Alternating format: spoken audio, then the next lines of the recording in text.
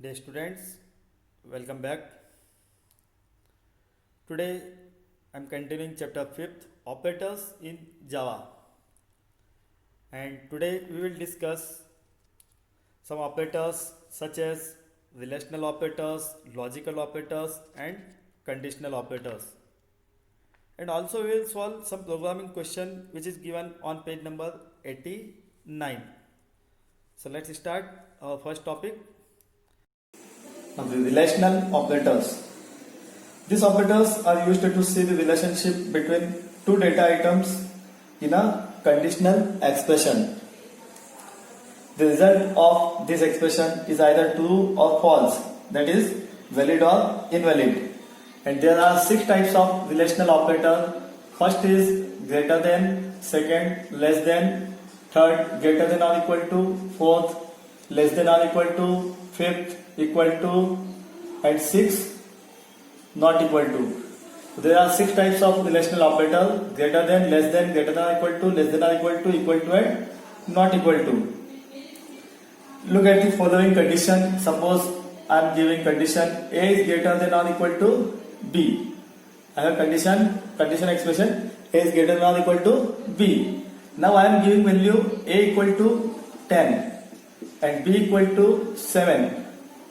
Now check the condition according to value, that 10 is greater than or equal to 7. 10 is greater than or equal to 7? Yes. Condition true. Then this statement means this expression give true result. 10 is greater than or equal to 7. Suppose I am giving the value of A equal to 6 and value of B equal to 10. Then 6 is greater than or equal to 10 according to this expression. 6 is greater than or equal to 10? No. It means this expression give false result. Suppose I am giving the value of A equal to 6 and B equal to also 6. Then 6 is greater than or equal to 6. Now check, 6 is greater than 6? No. But this operator is greater than or equal to, means 6 is greater than 6? No. But 6 is equal to 6. Condition is true. So this expression will give true result. Okay. The same as suppose I am giving another value. Suppose I am giving another expression A is greater than B. A is greater than B. Okay. Now check the same as I am giving the value same.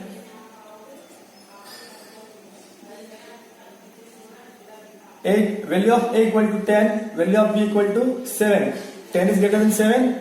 Then this expression produces two results. A equal to 6, B equal to 10. Then this expression give false. 6 is greater than 10? No. It means this expression give false result. If A equal to 6, B equal to 6. Now 6 is greater than 6? No. There is not equal to, greater than or equal to. This is only greater than. So 6 is greater than 6? No. It means this expression give false result. So these are the relational operators. Now the next operator is logical operators. The logical operators are used to combine one or more relations. These operators are used to join more than one relational expression. There are 3 types of logical operators. First is AND operator, second OR, and third NOT. And the AND operator will denote by this sign, OR operator will denote by this sign, and NOT operator will denote by this sign. So the AND operator. So the AND operator checks whether the conditions preceding and succeeding it is true or not. If both conditions are true, then it will produce true result. The OR operator check the preceding and succeeding conditions.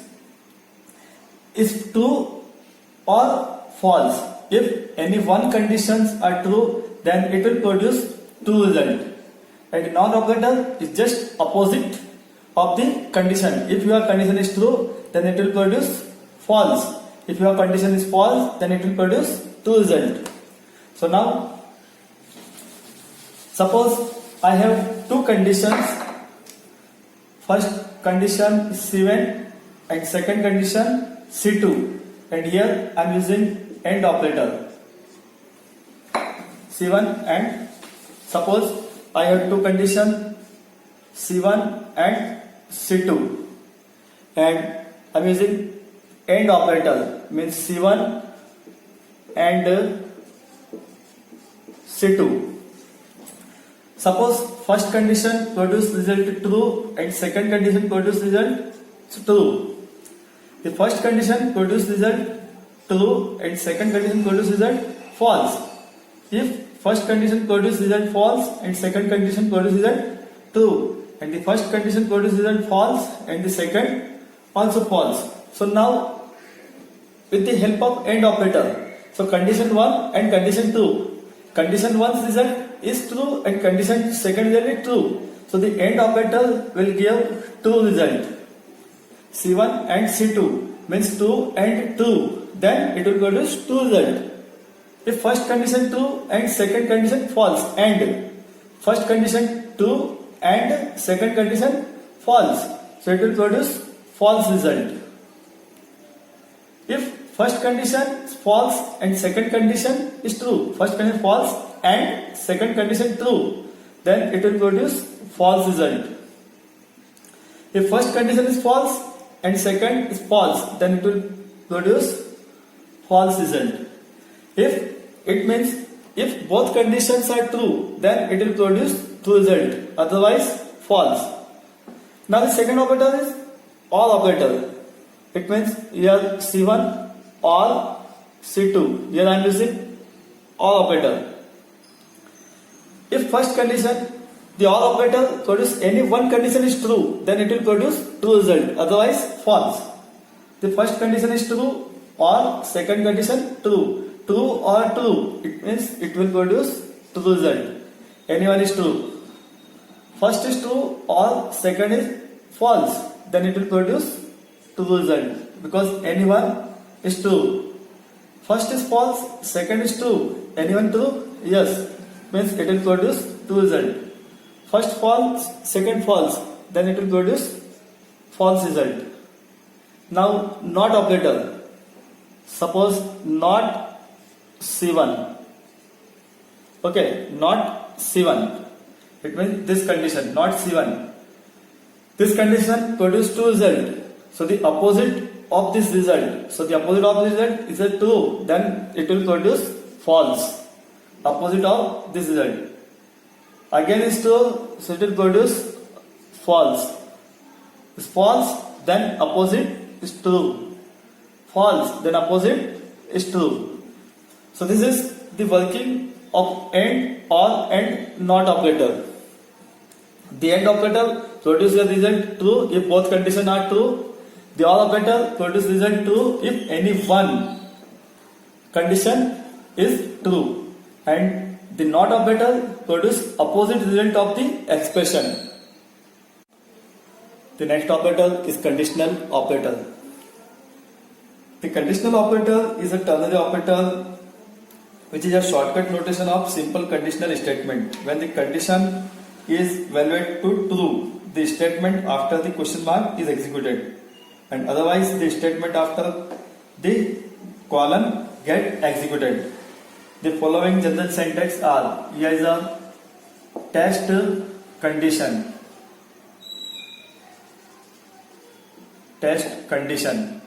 then question mark, here statement 1 colon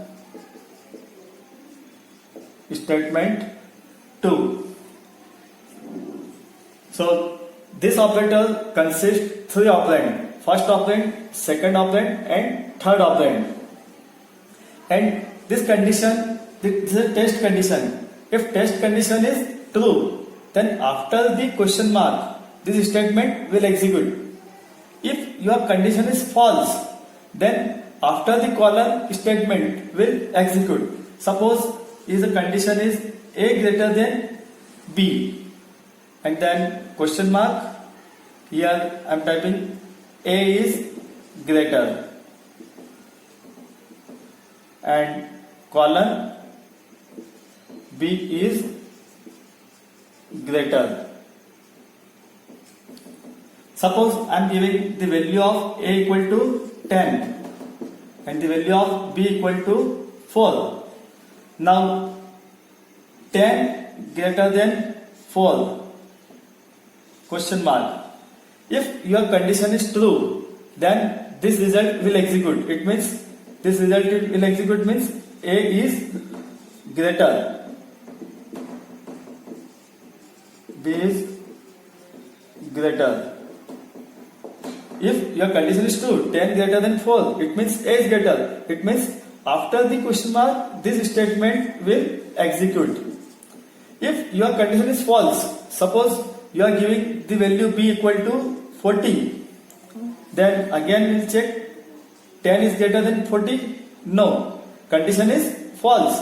Then this statement will execute. It means B is greater. The value of B equal to 40 means 40 is greater. Then this statement will not execute. Okay, so this is called the ternary operator. The ternary operator consists three operands.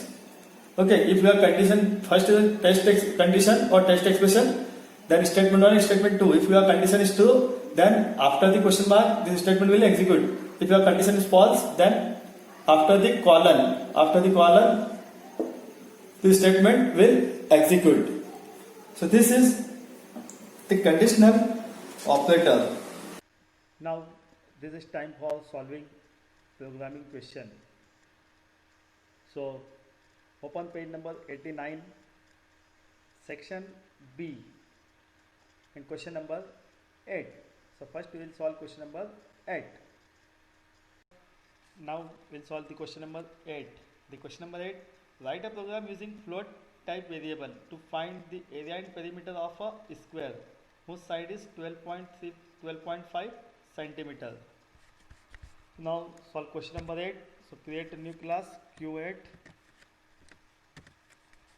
Again double click on that class, select all content, raise it, class Q8, curly brace open, static void main, again curly brace open. Here the question, write program using float type variable to find. Float type variable, it means here we'll define float data type. So here float, and the side is given 12.5 centimeter. So here I'm writing side slide means S equal to 12.5 centimeter. And here again I'm using float data type. So here you have to write F, then comma, and in this question we'll find the area and perimeter. So we'll define two variables. First, for area we'll define A, and for perimeter we'll define P. Okay, now you know that the area of a square. Area of a square, it means side multiplied by side. So here we'll calculate A equal to side means S multiplied by S, and the next perimeter of square. Perimeter of square equal to side plus side plus side plus side, or 4 times side. So here P equal to 4 times side means 4 multiplied by S. Now print the result. So again system dot out dot print ln. First we'll print the side. So here I'm writing side of square, side of square equal to side is given S,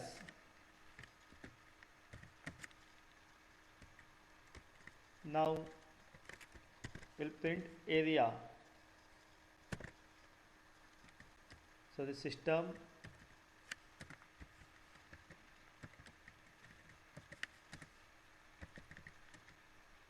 dot out dot println area of square equal to a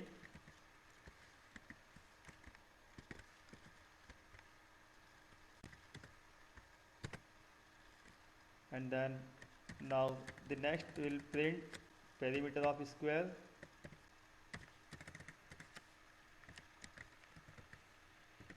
perimeter of square. I'm writing here only perimeter of square equal to here p curly brace close, again curly brace close. Now compile the program, no syntax error. Now close it, execute. Now the side of square equal to 12.5, area of square equal to 156.25 and the perimeter of square equal to 50.0. Now we will solve question number 9. Question number 9 is same as question number 8. The question number 9 is write a program using int variable to find the area and perimeter of a rectangle of length 12 centimeter and width 8 centimeter. And we know that the area of rectangle equal to L into B and perimeter of rectangle equal to 2 times L plus B. So the question number 9 is a homework. Now we will solve question number 10. The question number 10, write a program using variable to find the profit and profit percent of certain transaction where SP equal to rupees 10,000 and CP equal to rupees 7,000. So we'll solve question number 10. So first we will create new class and class name Q10. Double click on that class, select all content, raise it. Now class Q10, curly brace open, static void main, static void main, brace open, brace close, again curly brace open. Now we'll find the profit and profit percentage, and the SP and CP is given. So SP equal to 10,000 and CP equal to 7,000. So here we'll taking float SP equal to given 10,000 and CP equal to given 7,000, means selling price and cost price, and profit, we'll find profit. So we'll take and create another variable profit, and profit percent, the next variable we'll create for profit percent. So here profit percent. Okay.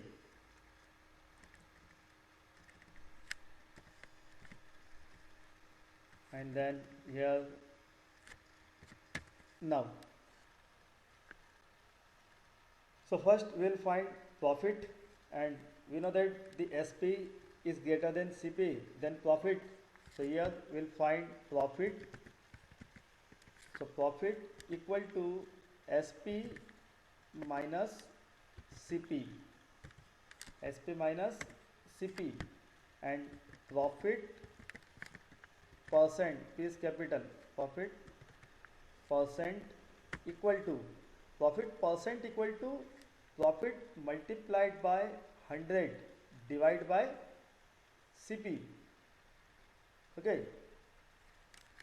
So the profit percent equal to here profit multiplied by 100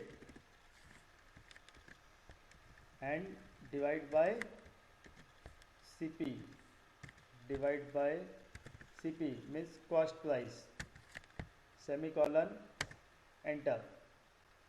Now we'll print profit and profit percent. So for print profit and profit percent, we'll use system.out.println. So system dot out dot println, and here we'll print profit is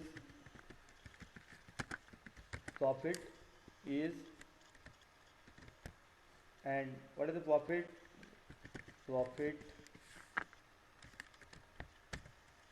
and then again profit percent.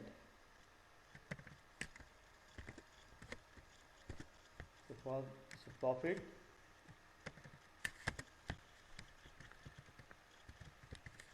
percentage is profit PER, curly brace close, again curly brace close. Now we'll compile a program.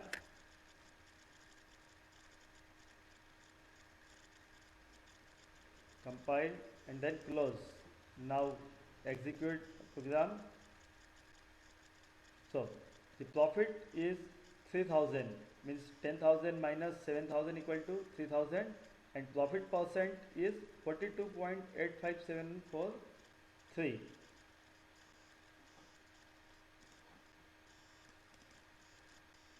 Okay, so clear. SP equal to 10,000, CP equal to 7,000. Then profit and profit percent, profit equal to SP minus CP, and profit percent equal to profit multiplied by 100 divided by CP. Now we'll print profit and profit percent. Question number 11. Write a program using variable to find the cost of 17 pencil if the cost of one pencil equal to rupees 2.50, and output should be cost of one pencil equal to 2.5 and cost of 17 pencils equal to 42.5. So first we'll create another class Q11, double click on that class, select all content, raise it, class Q11, curly brace open, static void main, brace open, brace close, curly brace open. Now so first we'll find the cost of 17 pencils and the cost of one pencil equal to rupees 2.50.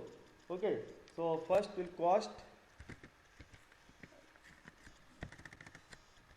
So here we'll declare first variable data type is float, here cost. Okay, then cost is again 2.5 F. Okay, here we are taking value in point, so here we will type F, 2.5 F, and the total cost equal to total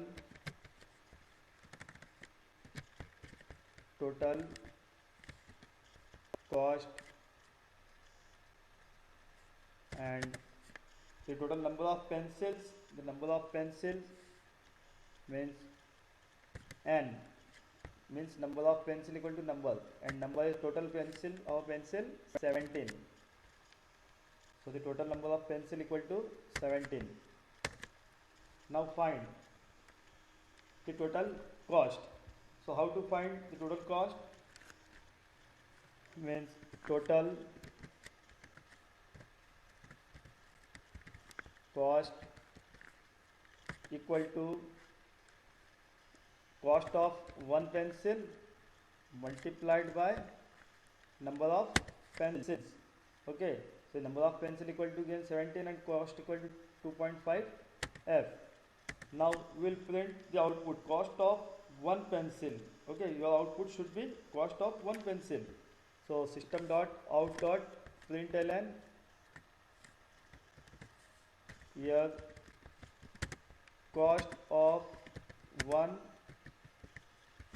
pencil, cost of one pencil equal to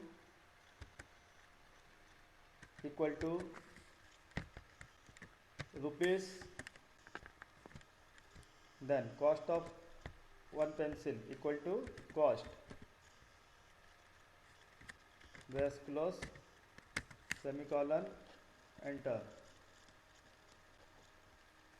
Now again the total cost, now we'll print total cost. So the cost of 17 pencils, so the cost of 17 pencils equal to rupees, here we'll print total cost, the total cost, totals T small,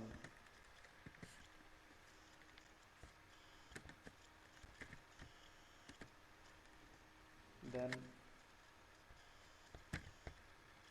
curly brace close, again curly brace close.